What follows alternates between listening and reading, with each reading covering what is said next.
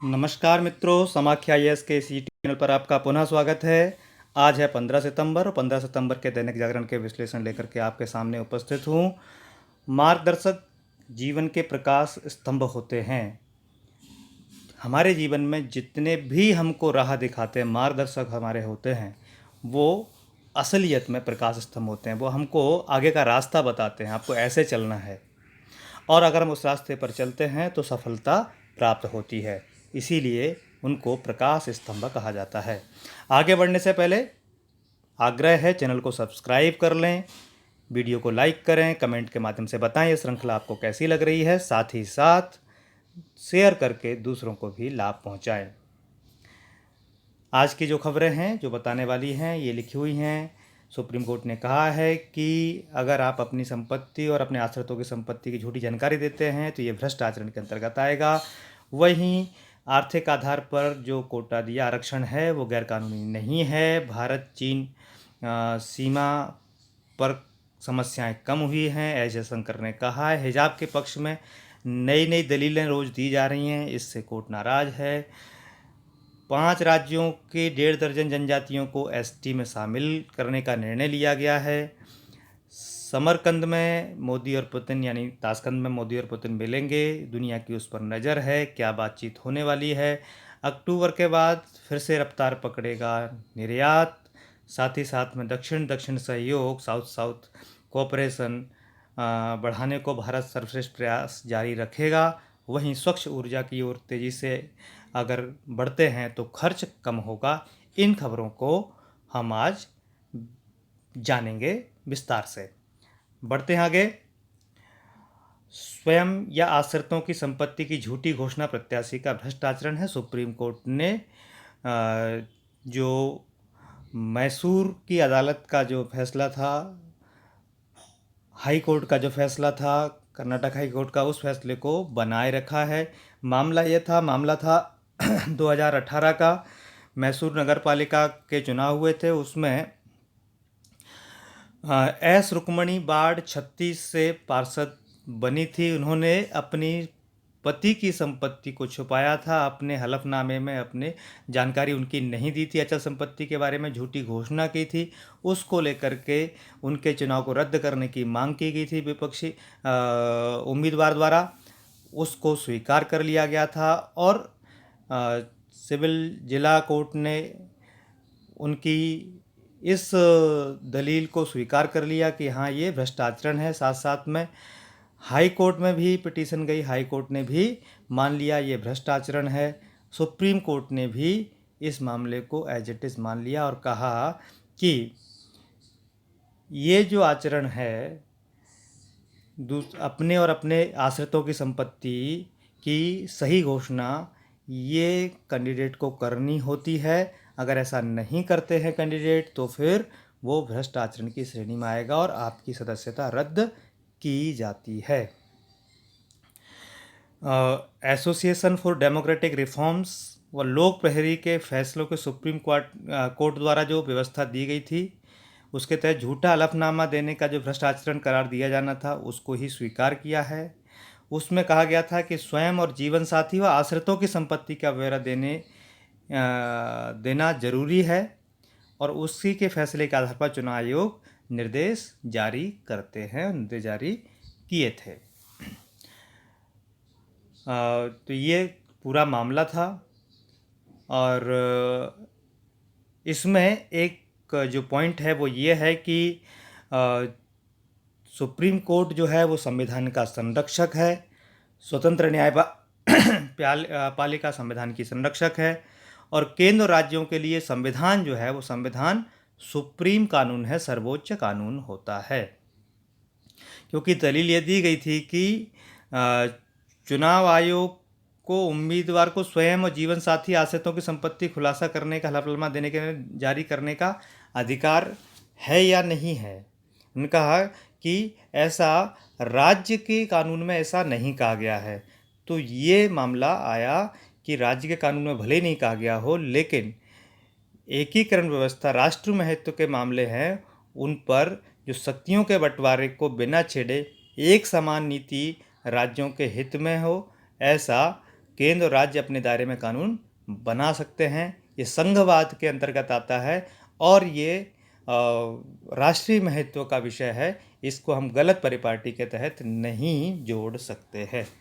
इसीलिए ऐसी व्यवस्था की जा सकती है और राज्य चुनाव आयोग भी ऐसे निर्देश जारी कर सकता है, क्योंकि जो स्थानीय निकाय हैं उनका चुनाव राज्य निर्वाचन आयोग करता है, न कि जो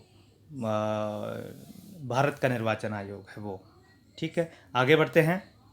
हिजाब के पक्ष में नित्य नई दलीलों पर कोर्ट नाराज है। कोर्ट ने कहा है कि रोज़ रोज़ नई नई दलीलें दी जा रही हैं। ऐसा मामला कर्नाटक हाई कोर्ट में नहीं आया था। कर्नाटक हाई कोर्ट में सिर्फ इस बात पर बहस की गई थी कि हिजाब इस्लाम का अभिन्न अंग है या नहीं है, वहाँ पर सिद्ध हुआ था कि हिजाब जो है इस्लाम का अभिन्न अंग नहीं है। वहीं हिजाब के पक्ष में दलील देने वाले वकील ने कहा है कि अनुच्छेद 21A मुफ्त और अनिवार्य शिक्षा का अधिकार, अनुच्छेद 24 समानता का अधिकार, अनुच्छेद 25 आर्टिकल 25 धार्मिक स्वतंत्रता का अधिकार, right to freedom of religion, वहीं अनुच्छेद 29 अल्पसंख्यकों की संस्कृति के संरक्षण का अधिकार, इनका उल्लंघन होता है। तो उन्होंने कहा है कि अनुच्छेद 21A यहाँ पर लागू नहीं होता है, कोर्ट कहता है, क्योंकि प्रारंभिक शिक्षा के बारे में है। अनुच्छेद 21A वहाँ पर 6 से 14 साल तक के बच्चों को मुफ्त शिक्षा की बात हो रही है, यहाँ पर प्रारंभिक शिक्षा की बात नहीं हो रही है, इसके ऊपर की शिक्षा की बात हुई। वहीं दूसरे की वकील ने कहा कि इससे जो बच्चियां हैं वो स्कूल जाना छोड़ करके फिर दोबारा से मदरसे में चली जाएंगी, क्योंकि उनको हिजाब में ही घर वाले जो है स्कूल भेजते हैं। इससे कोर्ट ने कहा कि इसका मतलब ये हुआ कि बच्चियों को ज़बरदस्ती हिजाब पहनाया जा रहा है।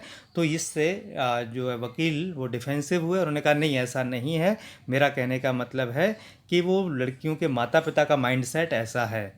तो इस प्रकार से एक NGO की रिपोर्ट के आधार पर कहा गया है कि 17,000 लड़कियों ने परीक्षा नहीं दी है। तो कोर्ट ने कहा है कि ये मामला आया था जो मार्च में, और उसके बाद अभी तक इतनी जल्दी सर्वे हुआ क्या, इतनी जल्दी ऐसी रिपोर्ट आंकड़े कैसे आ सकते हैं, हम उसकी बात को, हम ऐसे NGO के किसी भी सर्वे को नहीं मानते हैं।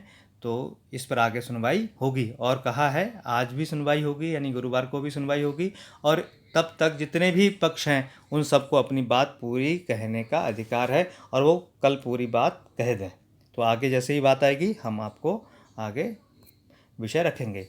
एक मामला और चल रहा है, आर्थिक आधार पर आरक्षण जो 103वां संविधान संशोधन अधिनियम है वो संविधान का उल्लंघन है या नहीं है, इस विषय पर चर्चा चल रही है। उसमें कोर्ट ने कहा है कि ये जो आर्थिक आधार है आरक्षण का वो ठीक है, वो गैरकानूनी नहीं है, वो इलीगल नहीं है। तो इससे आर्थिक आधार पर ही लक्षित समूह तक पहुंचाने के लिए बहुत सारी योजनाएं बनती हैं, तो आप इसको अवैधानिक या गैरकानूनी नहीं कह सकते हैं। वहीं मामला इसकी पृष्ठभूमि जो है उसके बारे में बात की गई है कि चपकम दोरायरजान मामले में जो है सर्वोच्च अदालत ने यानी सुप्रीम कोर्ट ने फैसले से संविधान का पहला संशोधन हुआ था। इस संशोधन के लिए केंद्र सरकार ने कहा था कि राज्य कोटा यानी आरक्षण देने के लिए कई कदम उठा सकता है, और इसकी मामले की सुनवाई अभी आगे और होगी। जैसे जैसे मामला बढ़ता जाएगा हम आपके सामने सब पूरी बात रखेंगे। तो इंदिरा साहनी मामला, मंडल कमीशन का मामला, ये सभी एक साथ आपको जब पूरा फाइनल फैसला आ जाएगा तो दोबारा से हम एक वीडियो बना करके आपको आर्थिक आधार पर आरक्षण की पूरी व्यवस्था को समझाने का प्रयास करेंगे। आगे बढ़ते हैं। 5 राज्यों की 1.5 दर्जन जनजातियों को ST में शामिल करने का निर्णय लिया गया है। ST में शामिल कौन करता है? ST में शामिल करने के लिए हमारे यहाँ आर्टिकल 342 में बात कही गई है किसके द्वारा? राष्ट्रपति के द्वारा, और ये फैसला कैबिनेट का होता है, प्रधानमंत्री की सलाह पर, मंत्रिपरिषद की सलाह पर जो है राष्ट्रपति ऐसे निर्णय लेते हैं। लेकिन पहले कैबिनेट में निर्णय हो चुका है कि 12 जनजातियाँ जो छत्तीसगढ़ की, हिमाचल की हट्टी, उत्तर प्रदेश की गोंड और उनकी उपजातियाँ, इनको ST में शामिल किया जाएगा, यानी अनुसूचित जनजाति में शामिल कर लिया जाएगा। क्योंकि इनमें कहीं थोड़ी बहुत स्पेलिंग में ऊपर नीचे होने के कारण से, उनके उच्चारण में ऊपर नीचे होने के कारण से ये वास्तव में अनुसूचित जनजाति होने चाहिए थे, उनको अनुसूचित जनजाति का लाभ नहीं मिल रहा था।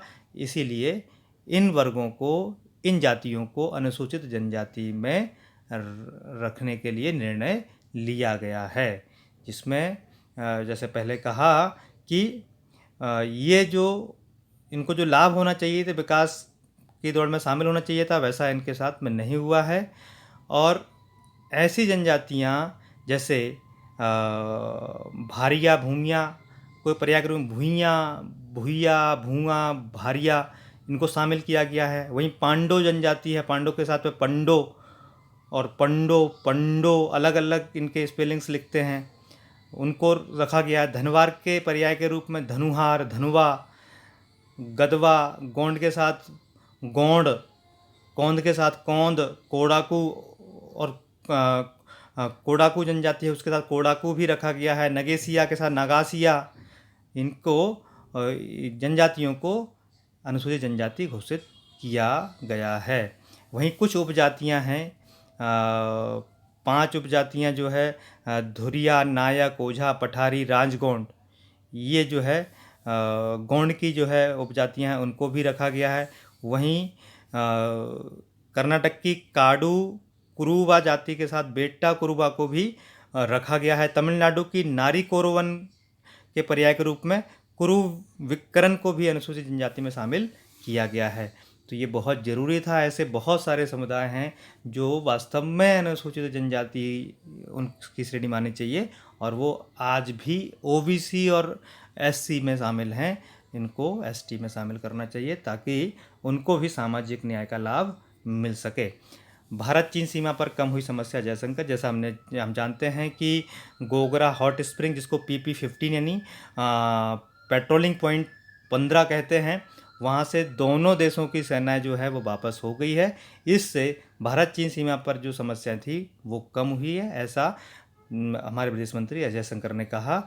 और जो सैनिकों की वापसी है वो इसीलिए हुई है क्योंकि SCO यानी संघाई सहयोग संगठन, जिसको संघाई कोऑपरेशन ऑर्गेनाइजेशन कहते हैं, उसकी बैठक में नरेंद्र मोदी प्रधानमंत्री भारत के और शी जिनपिंग राष्ट्रपति जो है चाइना के आपस में मिलने की संभावना है। वहाँ पर बातचीत करेंगे, द्विपक्षीय बातचीत करेंगे, तो उससे पहले इन विवादों को समाधान जरूरी था। वहीं फ्रांस और भारत जो है वो हिंद प्रशांत क्षेत्र में अन्य देशों के साथ गठबंधन बनाएंगे और अन्य देशों के साथ मिलकर के ढांचागत विकास, जिसको हम कहते हैं इंफ्रास्ट्रक्चरल डेवलपमेंट, करेंगे।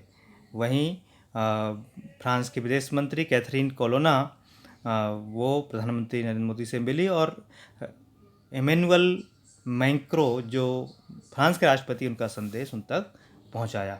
तो ये मामला जो चाइना के साथ चल रहा है और हिंद प्रशांत क्षेत्र में जितनी गतिविधियां हो रही हैं इंडो पैसिफिक रीजन में, उन पर हमारी नज़र हमेशा रहनी चाहिए, इस पर प्रश्न बनते हैं।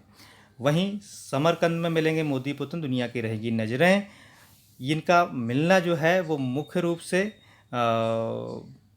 रूस के ऊर्जा स्रोतों का इस्तेमाल अपनी ऊर्जा सुरक्षा को सुनिश्चित करने के लिए करना है, जबकि अंतर्राष्ट्रीय प्रतिबंधों से जूझ रहा रूस जो है उसकी कोशिश होगी कूटनीतिक सहयोग, डिप्लोमेटिक जो है कंट्रीब्यूशन, उसका कोऑपरेशन जो भारत का, उसके लिए मिले, उसका आश्वासन मिले, भारत उनको दो, भारत उनको रणनीतिक स्थिरता यानी स्ट्रेटेजिक स्टेबिलिटी प्रदान कराए। उसमें अहम रोल जो है, मुख्य भूमिका जो भारत की रहने वाली है।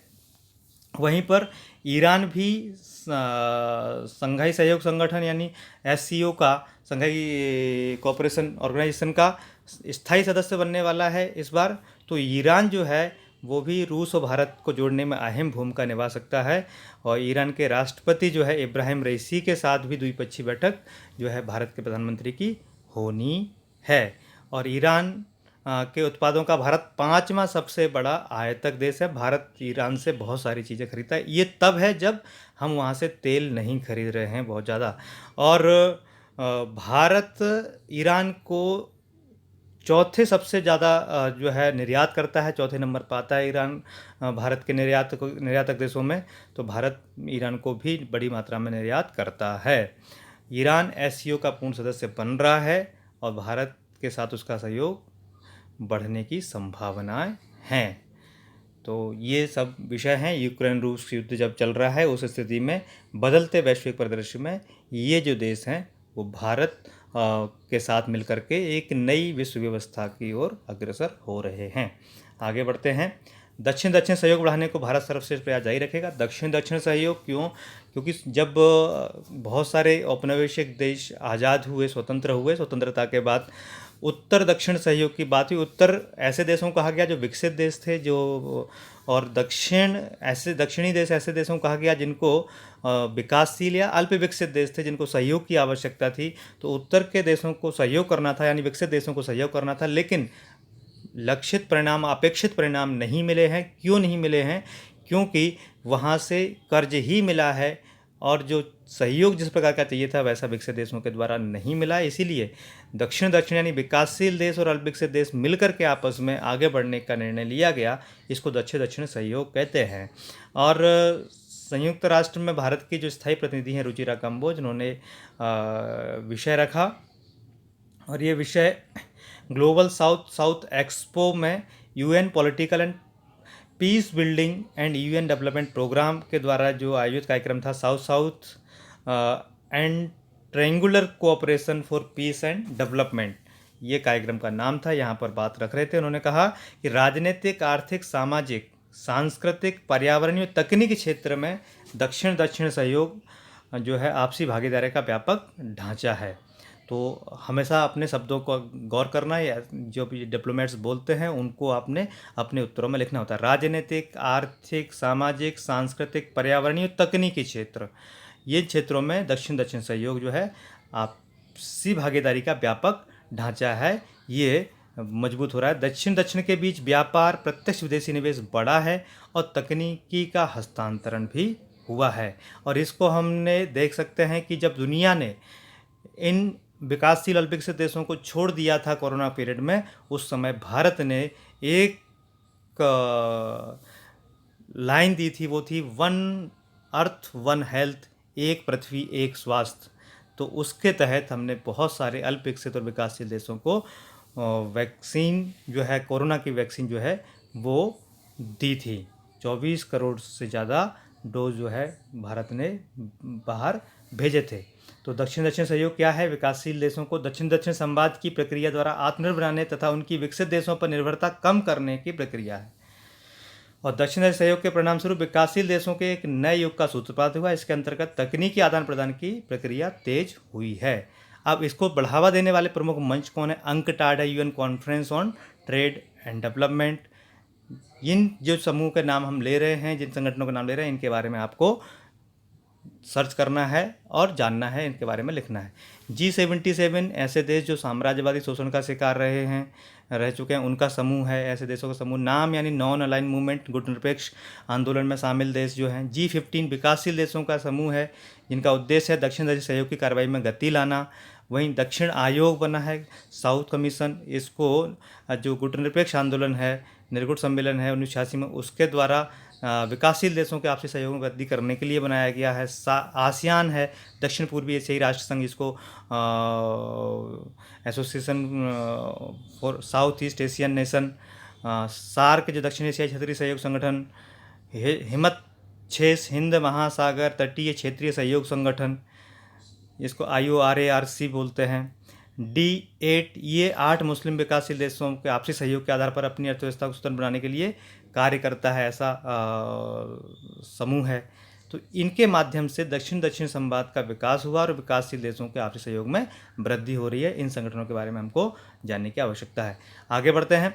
अक्टूबर के बाद फिर रफ्तार पकड़ेगा निर्यात हमारा लगातार कम हो रहा है। निर्यात जितनी अपेक्षा थी उतना नहीं हो रहा है। लेकिन ये जो दौर है, जिसको हम कहते हैं कि मार्च अप्रैल से लेकर के अगस्त तक का, यहाँ पर जो है वैसे पहले से भी इवन सितंबर तक का हमेशा से ये निर्यात कमज़ोर हमेशा रहता है। लेकिन अक्टूबर से इस निर्यात को बढ़ने की और संभावना है। इसके पीछे 2-3 मूलभूत कारण बताए जा रहे हैं। वो कारण ये हैं कि संकट थोड़ा सा, वैश्विक संकट थोड़ा सा कम होगा। दूसरा कि भारत का जो FTA फ्री ट्रेड एग्रीमेंट वो कई देशों के साथ जो है वो हो जाएगा। जैसे नवंबर तक ऑस्ट्रेलिया के साथ हो जाएगा, अक्टूबर तक ब्रिटेन के साथ और दिसंबर तक कनाडा के साथ जो है वो क्या हो जाएगा, हमारा FTA हो जाएगा, फ्री ट्रेड एग्रीमेंट हो जाएगा। उससे भी क्या होगा, हमारा व्यापार बढ़ेगा। और रूस के साथ रुपए में व्यापार के लिए वहाँ व्यवस्था होने की उम्मीद है। रूस के साथ वैसे भी व्यापार हमारा अच्छा हो रहा है, और रुपए में जो व्यापार होगा उससे भी हमारा ट्रेड बढ़ेगा, निर्यात बढ़ेगा। और जो है ब्रिटेन में होने वाले टेक्सटाइल निर्यात में 100% तक बढ़ोतरी होने की उम्मीद की जा रही है। क्यों? क्योंकि हम उनके साथ फ्री ट्रेड एग्रीमेंट कर रहे हैं। और पिछले साल जो 422 करोड़ का जो निर्यात हुआ था, उस 422 अरब डॉलर का निर्यात किया गया हुआ था, उसको इस साल 470 अरब डॉलर होने की उम्मीद है, उस किया जाएगा। तो ये सब चीज़ें जो है भारत को निर्यात में बढ़ोतरी के लिए जिम्मेदार होंगी। अब आगे बढ़ते हैं। स्वच्छ ऊर्जा की ओर तेजी से बढ़े कदम तो खर्चों का कम। हमेशा से कहा जाता है कि नवीकरणीय ऊर्जा, जिसको रिन्यूएबल एनर्जी कहते हैं, या हम जिसको सोलर एनर्जी कहते हैं, कि जो है सोलर एनर्जी लेने के लिए हमको ज़्यादा खर्च करना पड़ेगा। ये भ्रांति है। ऐसा जो है एक ऑक्सफोर्ड यूनिवर्सिटी के अध्ययन के द्वारा पता चला है। तो हमको फास्ट ट्रांजिशन के माध्यम से हमको इस पर आगे बढ़ना होगा। अगर हम इसको तेज़ गति से अगर हम इन चीज़ों को अपनाएंगे तो इसकी लागत भी कम हो जाएगी। 45 साल का डेटा जुटाया गया सौर ऊर्जा की लागत का, 37 साल के डेटा जो है वो पवन ऊर्जा की लागत का जुटाया गया। वहीं 25 वर्ष के आंकड़े जो है बैटरी स्टोरेज की लागत को लेकर जांचे गए। इससे पता चला है कि जितना जल्दी से हम इन चीज़ों को अपनाएंगे, इनका खर्च उतना ही कम होगा। 12 लाख करोड़ डॉलर की बचत हो सकती है कार्बन रहित ऊर्जा के प्रयोग से 2050 तक। तो न केवल हमारा पर्यावरण सुरक्षित होगा, बल्कि हमारे खर्चे भी कम होंगे। अध्ययन की प्रमुख बातें क्या क्या थी? अध्ययन की प्रमुख बातें थी कि स्वच्छ ऊर्जा की तेज़ी से अपनाने पर जीवाश्म ईंधन, जिसको बायोफ्यूल कहते हैं, उसकी तुलना में कम लागत आएगी। दूसरी बात, अगर हम तेज़ी से बढ़ने से सौर ऊर्जा की वास्तविक लागत अनुमान से दोगुनी तेज़ी से गिरी है। अगर हम सौर ऊर्जा को जितना तेज़ी से अपनाएंगे, उसकी लागत जो है जितना हम अनुमान लगा रहे हैं उससे भी ज़्यादा कम हो जाएगी। स्वच्छ ऊर्जा अपनाने से वैश्विक अर्थव्यवस्था में जो है वो मजबूत होगी। वहीं इन ज़्यादा लोगों तक जो है ऊर्जा पहुंच पाएगी। एक्सेसिबिलिटी ऑफ एनर्जी वो भी ज़्यादा लोगों तक होगी। बैटरी और हाइड्रोजन इलेक्ट्रोलिसिस जैसी प्रमुख जो स्टोरेज टेक्नोलॉजी की लागत है वो भी बहुत कम हो सकती है। पिछले 5 दशकों यानी 50 साल के अनुभव बताते हैं कि परमाणु ऊर्जा जो है बहुत लागत प्रतिस्पर्धी नहीं हो पाएगी। परमाणु ऊर्जा को हम बहुत ज़्यादा कॉस्ट कटिंग उसमें नहीं कर सकते हैं। महंगाई से लेकर जलवायु संकट तक बहुत कुछ जीवाश्म ईंधन पर हमारी निर्भरता का परिणाम है। और इससे जिसको हम कहते हैं फॉसिल फ्यूल्स, जीवाश्म ईंधन जो है वो हमारे पर्यावरण संकट को भी बढ़ा रहा है और साथ साथ महंगाई को भी बढ़ा रहा है। फास्ट ट्रांजिशन यानी हम तेज़ गति से अगर इसकी ओर काम करते हैं तो जलवायु परिवर्तन के संकट से निपटने में भी ये एक महत्वपूर्ण कदम होगा। तो ये बहुत ज़रूरी है ये भ्रांतियों को दूर करना कि सौर ऊर्जा या जो अन्य नवीकरणीय ऊर्जा हैं वो हमारे लागत को बढ़ाती हैं, लागत को कम करेंगी। साथ साथ आज के इतिहास की बात करते हैं। आज जिनका जन्मदिन है उनका नाम है मोक्षगुंडम विश्वेश्वरैया। ये हमारे देश के महान इंजीनियर जो है दिवस इनके ही जन्मदिवस पर मनाया जाता है। 1861 को कर्नाटक के मुदनहल्ली में जन्म हुआ। 1884 में लोक निर्माण विभाग में सहायक इंजीनियर पद पर नियुक्त हुए। कई सारी जलापूर्ति परियोजना पर काम किया। 1903 में पानी रोकने वाला ऑटोमेटिक फ्लड गेट तैयार किया, जिसका पुणे के खड़कवासला जलाशय में जो पॉन्ड है उसमें जो है इस्तेमाल किया गया, डैम में इस्तेमाल किया गया। 1927 में विश्वेश्वरैया जो है वो टाटा स्टील के निदेशक मंडल में शामिल हुए। 1932 में कृष्ण राजा सागर बांध का निर्माण में अहम भूमिका निभाई। कृष्ण राजा सागर बांध कहाँ है आपको देखना है, सर्च करना है और कमेंट में लिखना है।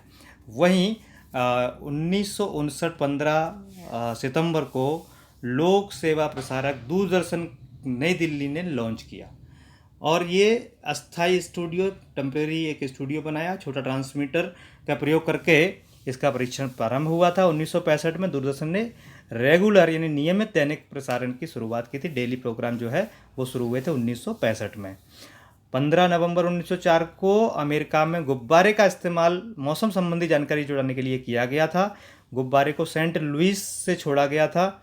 इसमें विशेष प्रकार के वैज्ञानिक उपकरण थे जिनके माध्यम से डेटा कलेक्शन करना था किया गया, और आज भी मौसम विभाग में ऐसे गुब्बारों का प्रयोग होता रहता है। तो ये था आज के समाचारों का विश्लेषण, आपने देखा। बहुत बहुत धन्यवाद। चैनल को सब्सक्राइब जरूर कर लें, वीडियो को लाइक करें, कमेंट करके ज़रूर इसमें बताएं और क्या हम कर सकते हैं। कल मिलते हैं, तब तक के लिए धन्यवाद। नमस्कार। भारत माता की जय।